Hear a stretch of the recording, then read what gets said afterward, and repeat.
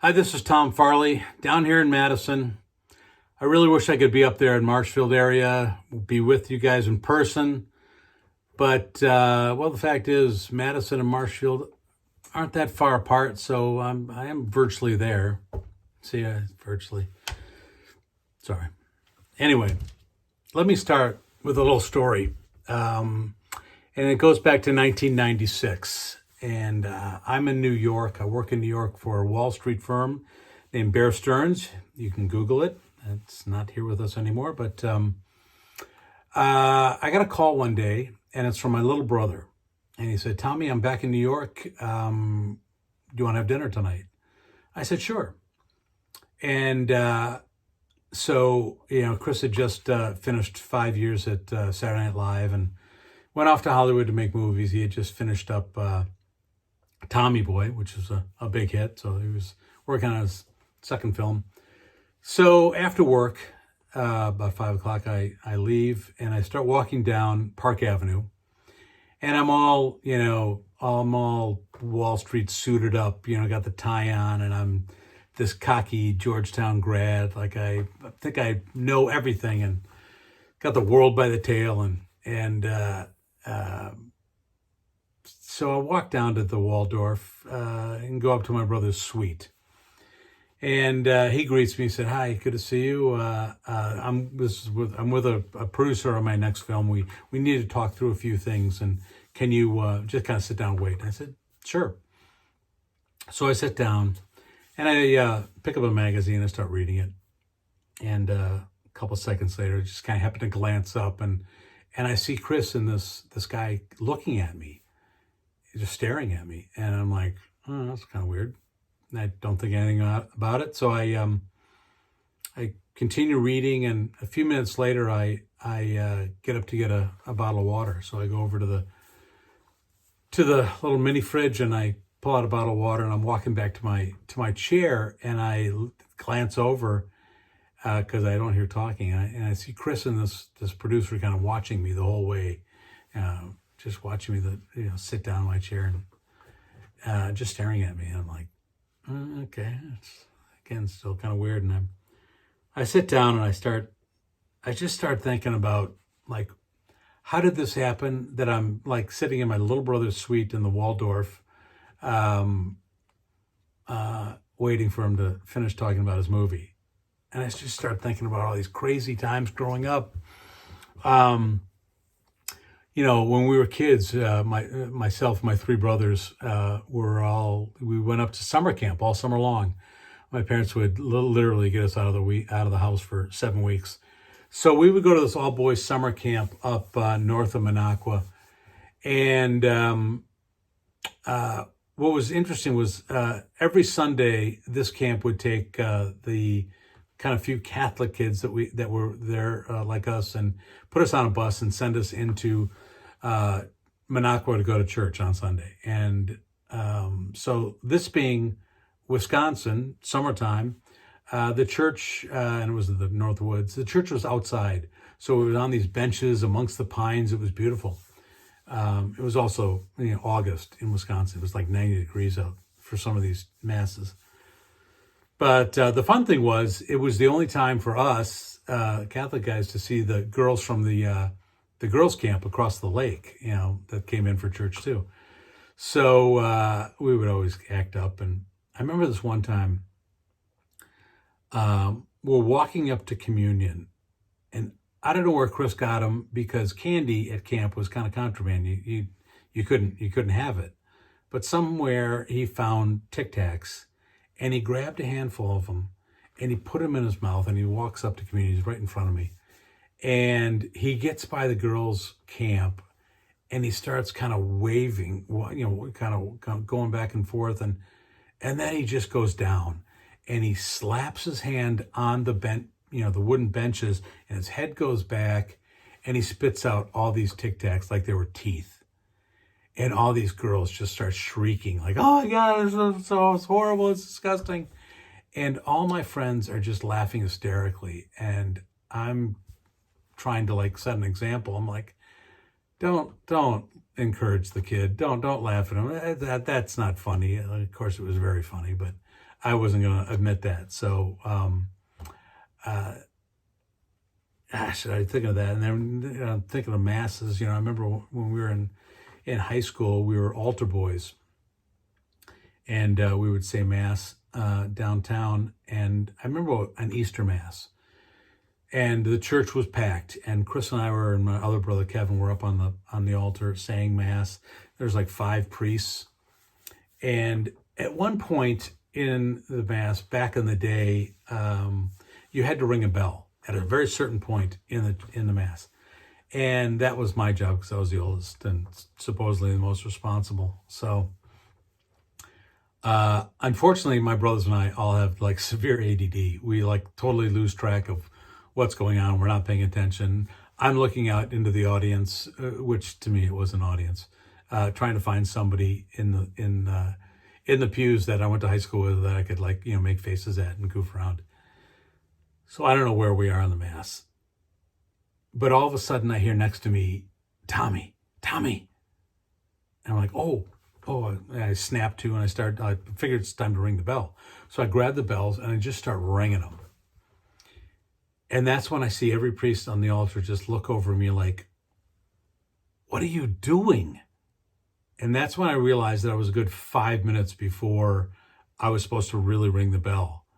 And in that moment of shock and silence and panic, all I hear next to me is this laughter coming. And I'm like, oh my God, he did it to me again. And there's nothing I could do. And I could have killed him. Just like, I was in high school. I was a senior. He was a sophomore. And I always struggled talking to girls. So, every once in a while I'd be in the hallway trying to talk to a girl. And it never failed. I'd look down the hall and around the corner would come Chris. And I would go, oh no. And he'd get closer and closer. And I start sweating.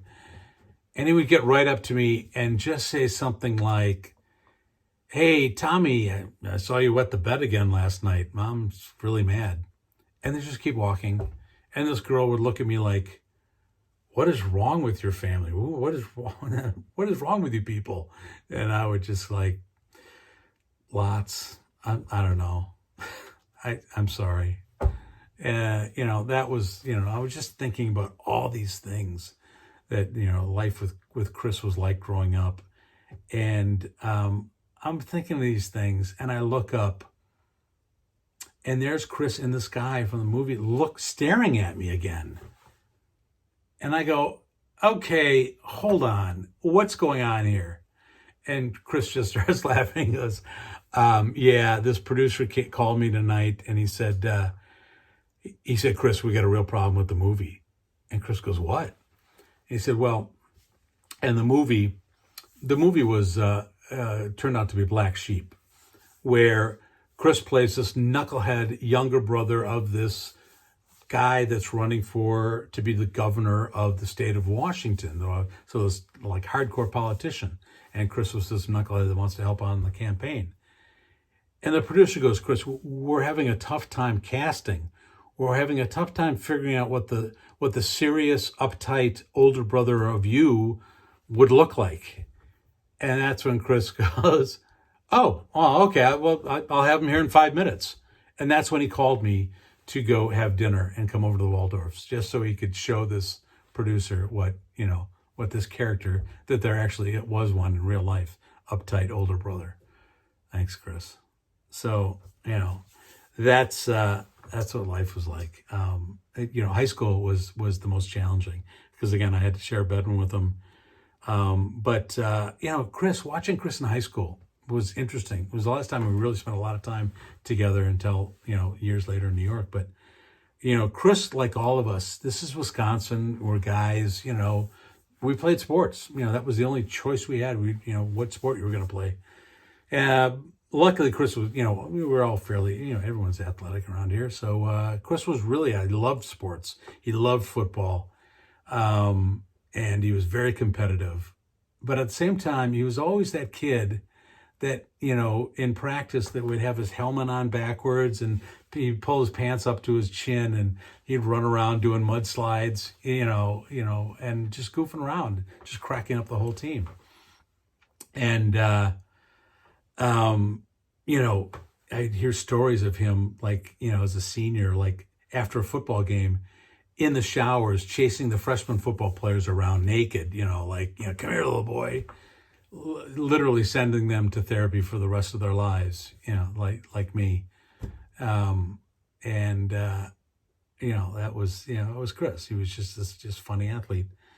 And then he got to Marquette, and he kind of struggled. He really didn't like he wasn't very academic, but he was smart, but he just didn't like, he was just too antsy. And at one point he went to his dean and said, I'm not comfortable. I got to go. College isn't for me. I love it, but can't, not for me. And the dean kind of looked at him. He said, I could sense that, I talked to your parents, and they really want you to get a college education. They want you to be here. And they've kind of challenged me to find a way to keep you here. And so he looked at Chris. He said, Chris, I noticed you're kind of animated, which is an understatement of the year. And he said, why don't you go out for a play? And Chris goes, because guys play sports. So, what do you mean play? But he actually, really respected this dean, and respected that he wanted to, help him out and keep him in school. So he said, okay, I'll go out for a play. So he went out for a play, and he told me years later that he had this minor role. He played a cop, and he was out to the side of the stage, and he was in his uniform. But as soon as he did that, and he stepped on stage in this uniform, he just was like, hey, this is just like football. And the people on the stage with me are just like my teammates. And the people in the seats, applauding all the time are just like the people in the stands. And he said, like, this is the same. I'm liking the same things I liked about sports. I liked the attention. I liked the teamwork. I loved the applause, the affirmation. This affirmation that of people saying, we like you, you're good, you're funny. And he found that he wasn't an athlete that happened to be very funny. He was a very gifted actor and comedian that was very physical. He was a physical comedian. And so literally the same person, same traits. He just had to turn it around. He just thought, sports was first, but no, it wasn't. It was just, athletics was still a big part of who he was, but it was the connection and the humor and that was what was the key to him. And he did a few more plays, and he met some buddies of his that are actors today. One of his best friends, Pat Finn, was on a show called The Middle and a couple other things recently, and he's still out there acting. And Pat tells a story of one of the last things they did together on the stage at Marquette. Chris, came off stage, and he grabbed Pat, by the lapels, and he just looked at him. He goes, Pat, we're going to be doing this the rest of our lives. And they did. Chris did acting the rest of his life, and Pat is still out there doing it. And what was the issue for Chris was that at that point, by the time he had found this thing that he really was passionate about and loved and really was what his life was all about, he had also developed behaviors. He had also developed habits and addictions that he also had to carry with him the rest of his life and struggle and that that was that's what I tell people right now. Find what you love and do.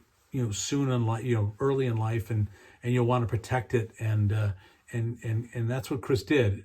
But he had to also address these addictions and habits.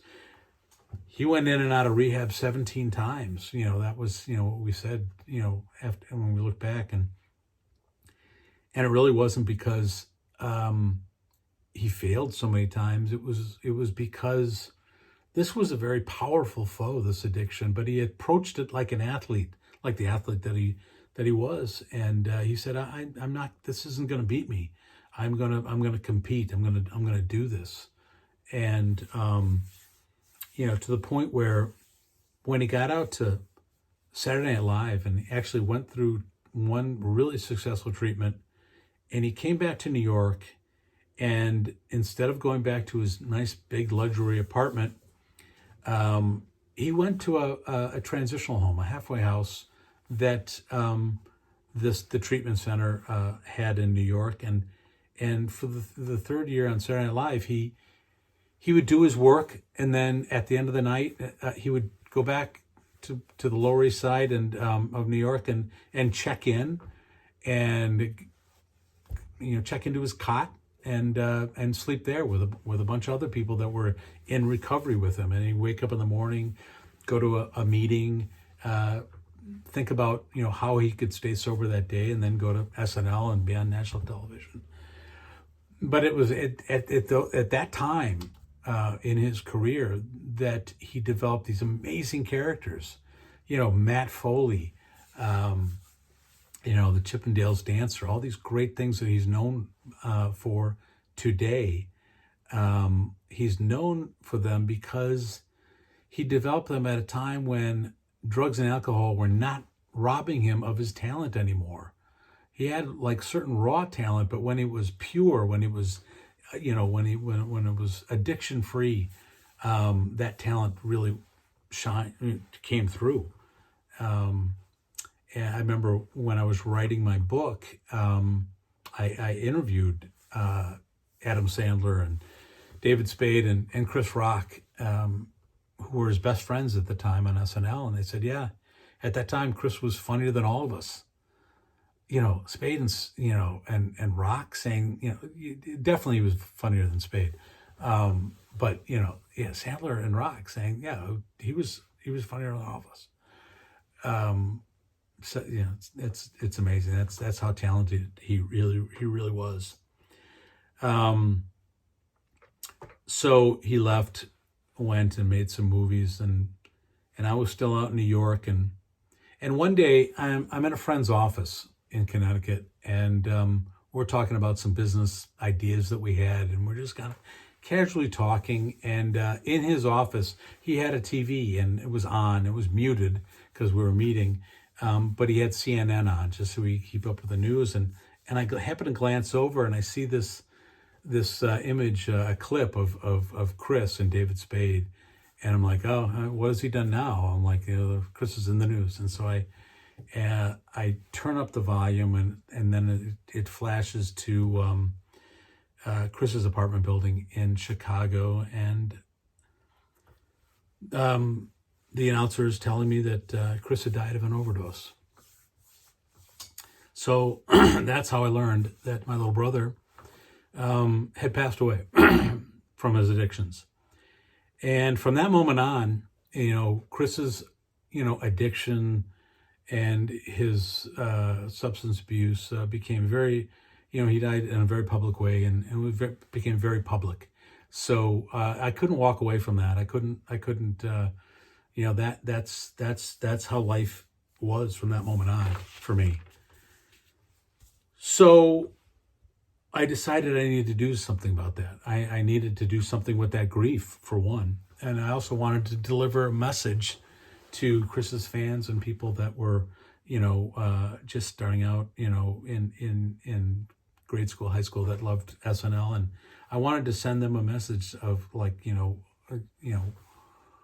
don't make the mistakes, Krista. I didn't know what I was going to talk about, but I needed to get in there and talk. So I started going to schools, to high schools, and usually it was at a health class. And I went with another woman who had lost her son to heroin overdose. And this was a mother. So it was a little different. She was talking about a different experience than I had with a sibling. And for her, it was very emotional. She had a lot of tears, and her message was, don't do what my son did. Don't make those mistakes. And, the only really message a mother could deliver. But I also knew that I couldn't do that for not a lot of reasons, most of which is I'm Irish, and I take those emotions and I bury them, like all of us in our family. We don't do that. And so I need to find a different way. So I looked at my brothers and I thought, well, they use humor, even though this is a serious subject matter. Maybe I can use humor to attract kids' attention. And about that time, I would be in these classes, and the teacher would introduce me. I would be sitting there and I would watch these kids come into class, and it was always the same. The jocks would filter into class and sit in this corner and start goofing around before class. The kids dressed in black would be over in this corner, coloring on themselves. And the kids in the front row would be sitting there with pen and paper and, ready to write everything down that I said, like I was going to give them a test, the academics. And the teacher would introduce me. This is Tom Farley. This is Chris Farley's brother, head of the Chris Farley Foundation. And I would see every kid in the classroom just kind of lean forward and just be silent. And I had 100% attention. And I'm like, I was a marketing director at the time. And I'm like, that's brand power. I need to use Chris's name, use the power of humor, and figure out a way to deliver this message. And I looked at all my brothers who were actors and trained in improv, like that connect to audiences all the time, using this power of improv. So I looked at improv, I studied it, and I took classes, and I realized that improv was it was a communication tool. It was developed by a woman in Chicago to help communicate to at-risk kids, inner city kids, using this power of it was done in groups. It was taught in groups and what they called ensembles.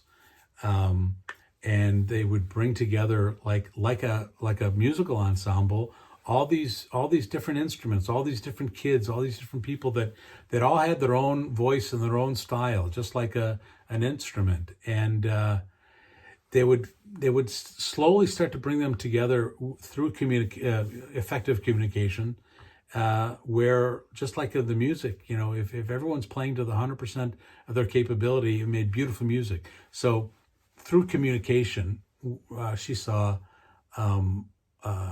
people coming together and create what I saw was needed, create peer enhanced environments rather than peer pressured environments.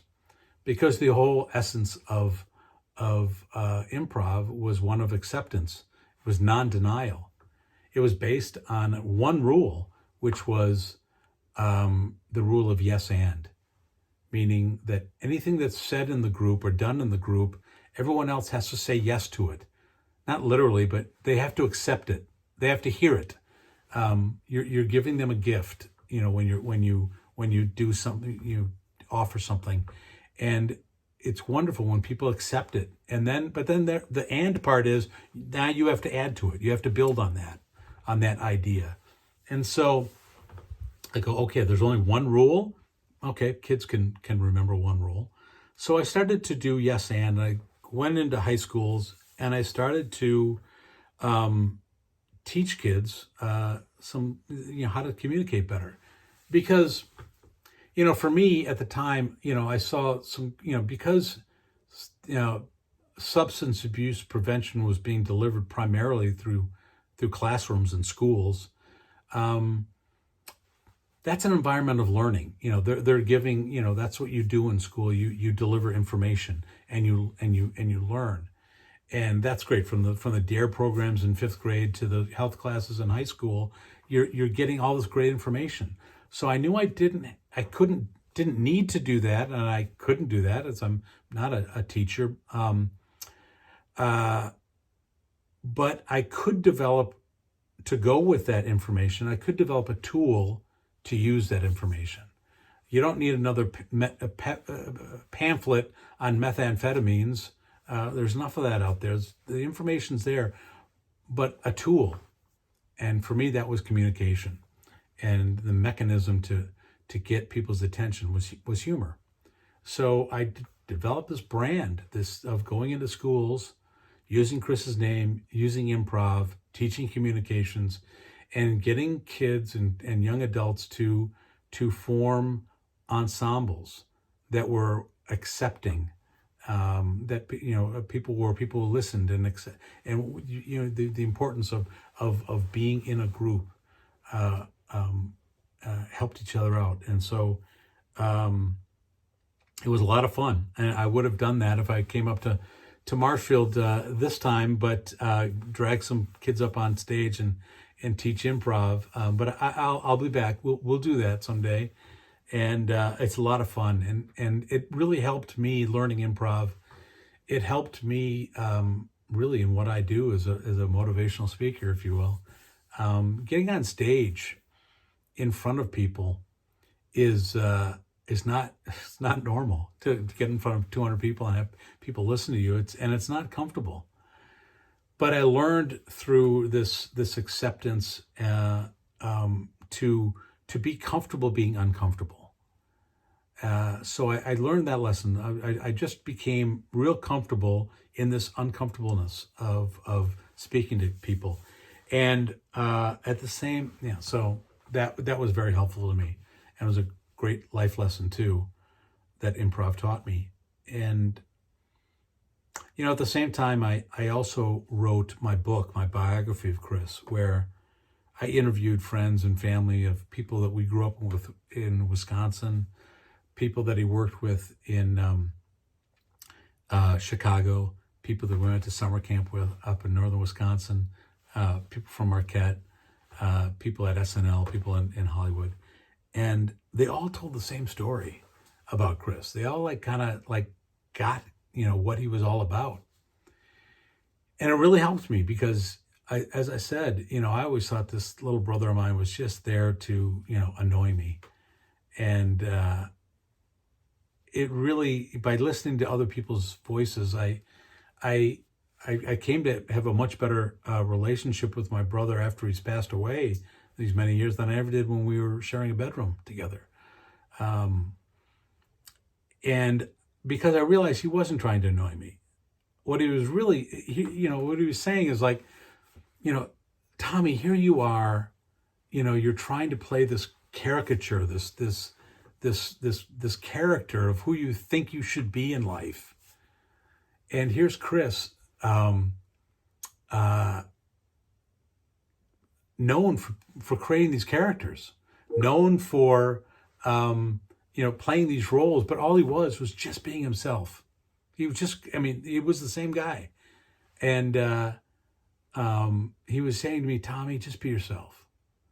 And it was interesting. So I got this lesson of just being yourself, be comfortable through improv.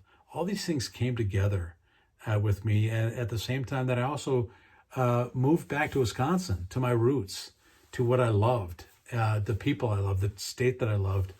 And it really grounded me. It made me remember what was, not just important to me, but what has gone into me to make me who I am, my environments. And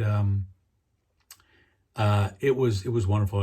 It also was at a time when I started to address my own issues with alcohol and got into recovery myself and started working on those things, and not having alcohol rob me of who I am and my talents.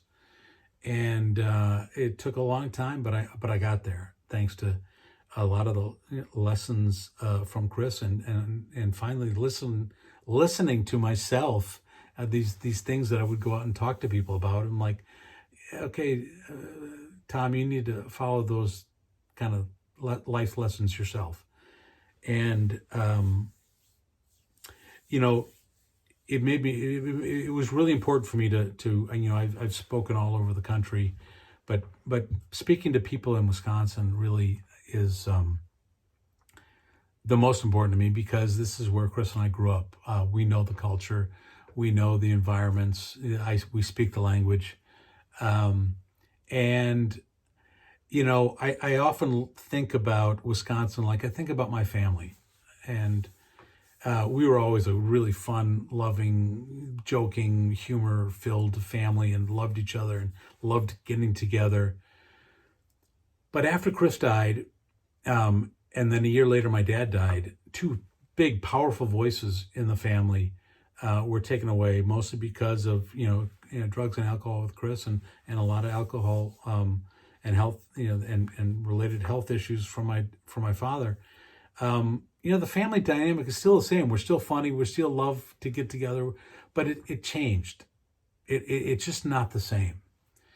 And I think of that about Wisconsin, this wonderful state, this beautiful state. Certainly, so much more beauty and assets than other Midwestern states. We're Midwestern, but we're more than that. We're not like Minnesota. We're not like Illinois or Iowa or Michigan. We're so unique, and our voice is so different. We do have our own voice and our own style in this Midwestern ensemble. And but we have a culture here. We have a drinking culture, and if we don't pay attention to that, it's going to be just like it was in my family. It's still the same. It's still going to be Wisconsin, but if we don't pay attention to this culture, it will change. We may not notice it, but it won't be the same. It'll be a little different, and it would be really nice if we did pay attention to that a little bit and really realize what we have at risk in this great state and those great people that we churn out so often. So here we are now in this pandemic. We've just come through this pandemic and isolation, and addiction and alcoholism. It's a disease of isolation, and now a lot of people became in isolation. And so that also reminded me of just so many times when I had to spend an afternoon in isolation in my bedroom because Chris got us into trouble. Chris got me into trouble, but we were both sent to our rooms. And I had to spend the rest of the afternoon in my room with Chris, isolated. And it was just like this early part of the year. We started out, we weren't talking, we weren't connecting, we were angry. But then as the afternoon rolled along, it's kind of like where we are now in this pandemic is we started to, he could just get me laughing so easily. And we would just start connecting again. And that's where we are now. We need to connect, and we need to look, we need to look around us, because within this isolation, behaviors, creep up on you. And there are going to be people that all of a sudden we see that, we didn't think had a problem before. Maybe it's ourselves. We didn't think we had an issue with our behaviors, especially with drugs and alcohol. But we're doing things differently. We're hiding things. We're not being honest. We're drinking at earlier times or doing stuff, or we're even just, we're taking risks. Depends. It doesn't matter where you are in the spectrum. If you're a kid or part of a family, we're touched by it, and it's growing. And because of this pandemic, we need to be more aware of it. And I look at my family with Chris now. We talk so much about first responders these days. And I looked at my family, and certainly when I was alone with, Chris out in New York, it was just the two of us. The rest of the family was back in Wisconsin. I was Chris's first responder. Our family was Chris's first responder, and we didn't really do the best we could because we just didn't know back then. We didn't know what to do. We were like the EMS workers showing up at the scene of a accident with a box of Band-Aids. We needed, better information. We needed professional advice. We need interventionists that could speak to Chris. Not, it wasn't from a family member, but an impartial professional. We needed all those things. It's easy to look back at that now and see that. But the beautiful thing is now that those things are readily available to us. And not only, but even now with technology, like we're doing right now, we are able to be connected with telehealth. You can go to, seek treatment and seek help. And because it's, it's easier, and because it's, from home, there's far less stigma. You can do this anywhere and get treatment and get help and don't have to worry about, who's watching, who knows. It's a lot of those barriers are down because of technology and more knowledge. So if it's not just for yourself or friends or family members, be a first responder. Try to help people, and also, just be comfortable being uncomfortable. I love that lesson from improv, because life is uncomfortable, and there's always going to be those uncomfortable moments. Those aren't going to go away, and you can do all sorts of, develop some bad behaviors trying to make them go away, but they don't.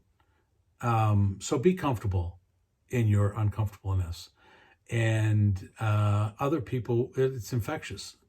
People see that you're at ease, and get, you have that such clarity when you just kind of don't let life just overshadow you. Just meet it head on, and we'll get through this. This pandemic, this culture we have here. There's so many things now that we can do, and again, it's all through communication, connection. Stay connected, and be present. That's another lesson of improv: is be present, be there.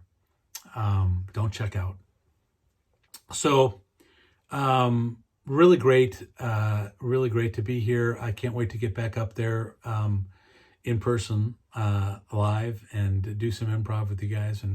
And as I said, it's getting better. We're all